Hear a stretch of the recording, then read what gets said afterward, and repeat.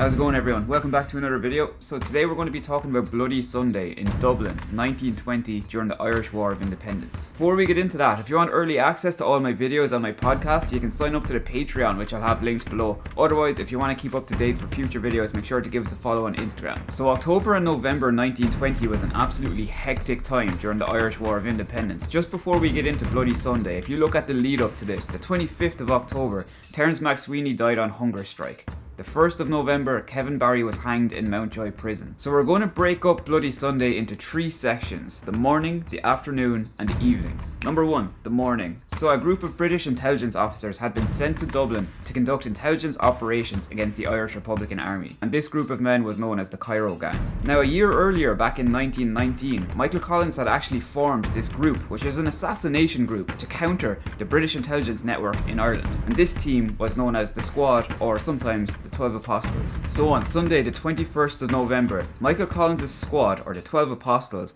went out in Dublin City to assassinate the Cairo Gang. They ended up killing 14 men that morning, 6 of whom were Cairo Gang members, and then some were auxiliaries. This was a huge win for Michael Collins' squad. However, what happened later that afternoon changed everything. Number 2, the afternoon of Bloody Sunday.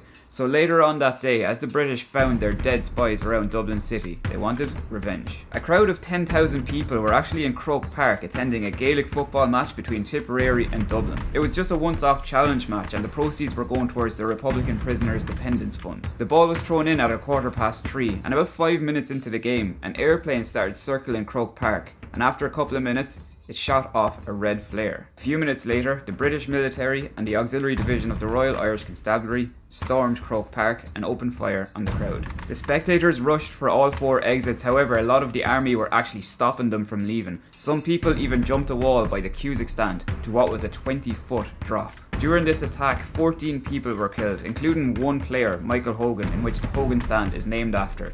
It also included one 11-year-old boy, one 10-year-old boy, and another 60 to 100 people were injured. Part 3, the evening of Bloody Sunday. So the night before Bloody Sunday, on the Saturday night, 3 men were arrested by British forces. It was Peadar Clancy, Conor Clune, and Dick McKee. Dick was commandant of the Dublin Brigade IRA, Peadar was vice commandant of the Dublin Brigade IRA, and Conor was just misidentified as an IRA member. He had actually nothing to do with the IRA whatsoever. After the murders of the Cairo Gang on Bloody Sunday morning, the British were instructed to go out in Croke Park and search people for weapons and clues as to who the assassination team was. They found nothing, and the only 3 suspected perpetrators that they had was Dick McKee, Peadar Clancy, and Conor Clune that they arrested the night before. The 3 men were tortured under interrogation in Dublin Castle and subsequently murdered Sunday night. And this was the story of Bloody Sunday. I hope you enjoyed this video. I hope it was beneficial to you. If you want early access to all my videos and podcasts and behind the scenes vlogs, you can sign up to the Patreon below. Otherwise, give us a follow on Instagram to keep up to date for future videos, and I'll see you in the next one.